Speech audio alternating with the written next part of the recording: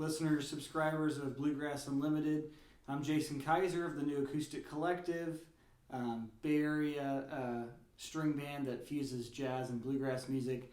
And I'm really happy and excited to be here today and breaking down one of my original Spacegrass tunes called Howie's Breakdown, which you can hear on our second album, Art of Acoustics. Today's topic in our lesson is going to be discussing where some of these substitute chords that you guys are interested in learning. We could put these substitute chords in areas of bluegrass music where it sounds just a little bit more jazzy, a little more progressive, and taking some influence and ideas from Tony and Wyatt Rice in regards to my original tune. So I think the first thing to discuss and kind of bring up is that we can use substitute chords, especially in areas where the tune is really modal or there's not a lot of chord changes happening. So in my tune, Howie's Breakdown, we're in the key of A, and we're capoing on the 2nd fret and basing it out of a G major chord shape. And with this tune, it really hangs out on that A chord for quite a while, where you can substitute some nice chords. So we'll get into that, and then along with the tune and this lesson, there will be a chord diagram sheet where I kind of show the voicings and options that you guys have, and put them in your tunes, put them in fiddle tunes, spice up your chord voicings. I think it'll be a good time. All right, so it starts on the G chord shape. That's our 1 chord, right? That's how I play it. I'm sure a lot of other players play the G chord like that. So that's how I play this one. And then it goes to a flat 7. So we have that F major triad shape. And I put a C in the bass, so we would just say F over C. And that's really the intro.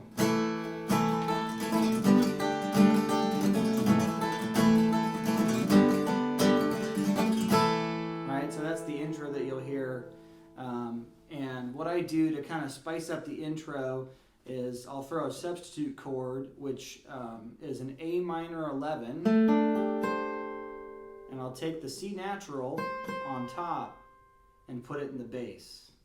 And you'll hear Tony and Wyatt use this voicing a lot. So the way you would call the chord, it's an A minor 11 over C. And the way I like to play it is up here. 6th string, 8th fret, barring the 4th and 3rd string with my 1st finger. 5th string is muted, and then we have 2nd string, 8 with the ring finger. So when you hear it in context, because that A major chord or the G chord shape is really hanging out and open and modal in the beginning, I'll use this A minor 11 over C as a substitute to add a little bit more syncopation and color to the intro and places where it's a little more open. So I'll show you an example of that now. 1, 2, 3, 4.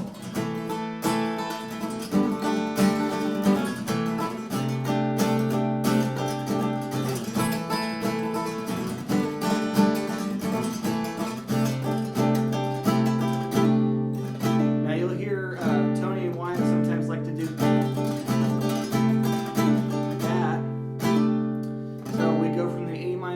over C to what I like to consider as an F major 7, an F major 7 and a 9 over C. So we're going from the A minor 11 over C, and all we're doing to make that other chord and that sound is our 3rd string is going to the 9th fret. And I like to go between those. That's a cool sound to the tune. So that's really the introduction, that's the intro. So let's get into the form and the tune itself. The form, it's important to know the form of every tune. A lot of standard fiddle tunes are A, A, B, B. This form is A, A, B, A prime. So the A prime is just a little different at the end. It's important to know that. So it starts on that G chord, goes to the flat 7, F over C shape. Sometimes I'll throw that A minor 11 over C. So we have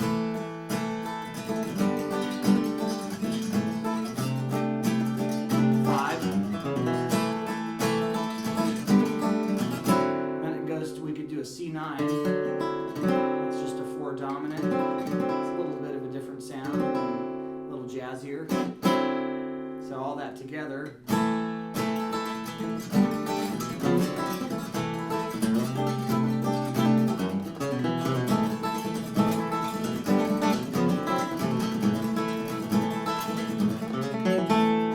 That's the first A section. So we have that G, F over C shape. I'll sometimes take off the 3rd string.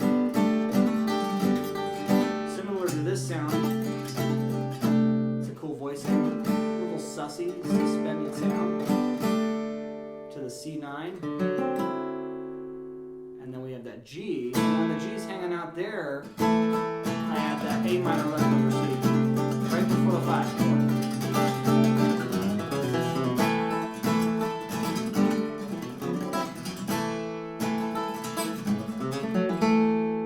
Second ending, it basically just repeats. Then I go, and we go to the minor chord, the 6th minor. All right, so in the key of A major, we're going to F sharp minor, and this is where the fun really begins, because I get to show you all these cool voicings that we could play for the B section. You could think of the B section as B, B. I like to think of it as just one long B section. Starts on that F minor 13, which you're probably thinking, wow, F minor 13, how would I play that? Well, you could start with just your E minor 7 shape, which is a cool sound, right? You could do that. So we have open 6th string, 5th string 2nd, 4th string 2nd. I'm borrowing to the 3rd string 2nd. 2nd string 3rd with the ring, strum from 6. It's kind of almost like an E minor 11 sound. Although, like I said, we're in the key of A major, so it would be F sharp minor 11. But let me show you the first shape that I actually start the B section on. And this is basically considered you could say it's an E minor 13 shape or an F minor 13 chord. And sometimes you'll actually hear in jazz, you'll hear John McLaughlin from the Mahavishnu Orchestra. He sometimes likes this one. So we have 6th string open, 5th string 2nd, 4th string 4, open 3rd, 2nd string 3rd, and open 1st. So we got that F minor 13 or E minor 13 chord shape. And then we go to a C add 9. Now something to point out, at least for me in my writing with the band, the New Acoustic Collective, and what we do when I'm writing tunes, especially thinking about chords and chord changes, I'm always thinking about a common tone between one chord to the next. And what I mean by that is that there's always usually one note that can stretch across multiple chords. And in this case, when we go to the C add 9, that 2nd string is that common tone. It's a nice thread. I think it really stitches things together musically with the harmony. So this is a C add 9 chord shape. We have 6th string open, 5th string 3rd fret, 4th string 2nd, open 3rd string, 2nd string 3rd fret, and open 1st. C add 9. And then we go to a D major triad over F sharp chord shape. Now remember that in the key of A, it's actually an E over G sharp chord. This is the chord shape that we use and I like to use in the tune. So you'll hear that in context. 1, 2, 3, 4.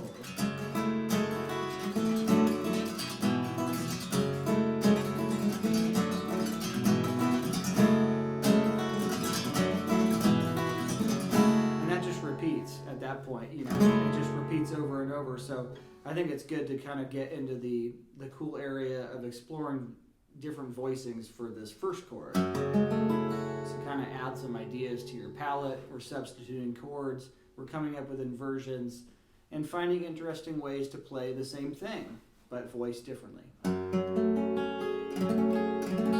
So check that out. Who would have thought this could be played in a new acoustic or bluegrassy kind of tune? This voicing works. It's still the E minor 13 chord shape, or F minor 13. It's a bit of a stretch, but we'll give it a shot. So we have 6th string open, we have 5th string from the capo, 5th string 7, 4th string 5, 3rd string 4, 2nd string open, it's kind of a drony sound there, and then 1st string 2. This could replace the first chord voicing.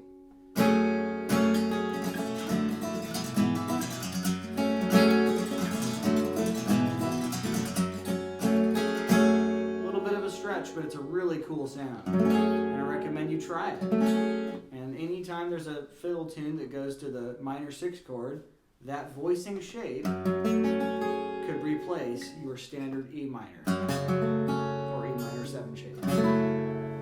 Good. Let me show you at least two or three more shapes. So we have F minor 13, and this is the F minor 13 chord on the root.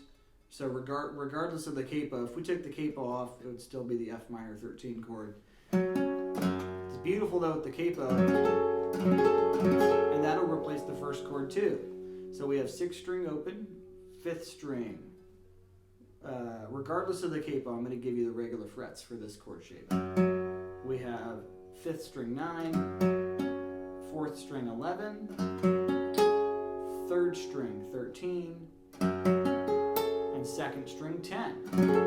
I'll put that in context. 1, 2, 3, 4.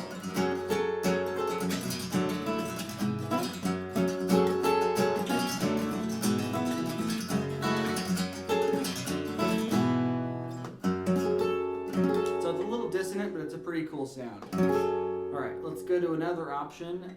This is an F minor 11 shape. You'll hear Tony and Wyatt use this a lot in the music they play.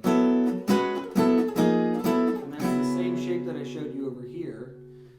So we have 5th string 9 and the first finger bars, the 5th, 4th, and 3rd strings on the 9th fret, and then we have 2nd string 10, strummed from 6 open to 2. So that'll replace the first chord shape too. So I'll throw that in context. 2, 3, 4.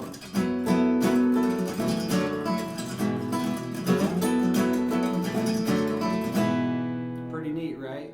And then we got one more, and then I'll put these all together, and then we'll go over the last A section, and that'll be the tune. This is an F minor 9. You'll also hear Tony and Wyatt use this chord voicing a lot. This one's kind of nice to strum from 6 to 1. So we have 6th string open. We'll kind of not worry about the capo for a minute. We have 5th string 9, 4th string 7, 3rd string 9, and 2nd string 9, strummed from 6 to 1.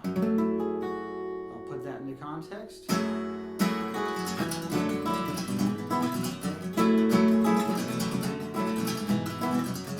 I'm going to put them all into context just so you can hear how that sounds. 1, 2, 3, 4.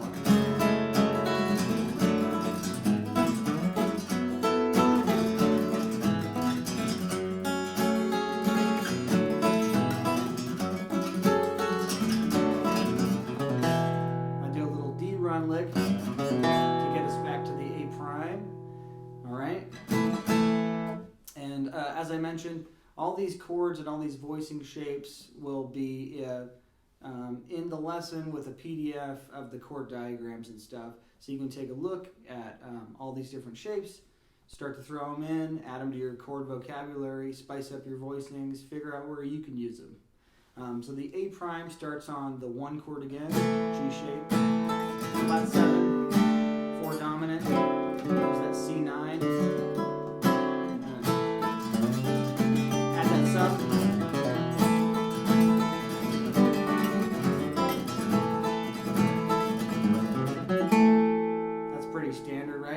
thing about the ending of this tune, before every solo it goes into 3. So it's 1 chord, flat 7, 1, 2, 3, like that.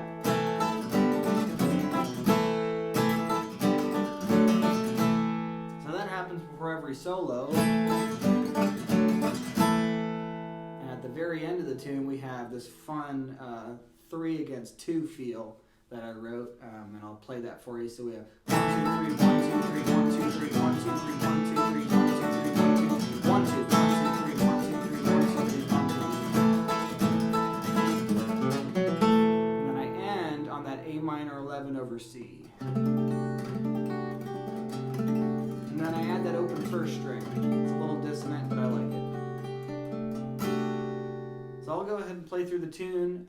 You'll hear me use some of these chord subs, as well as syncopation and different voicings.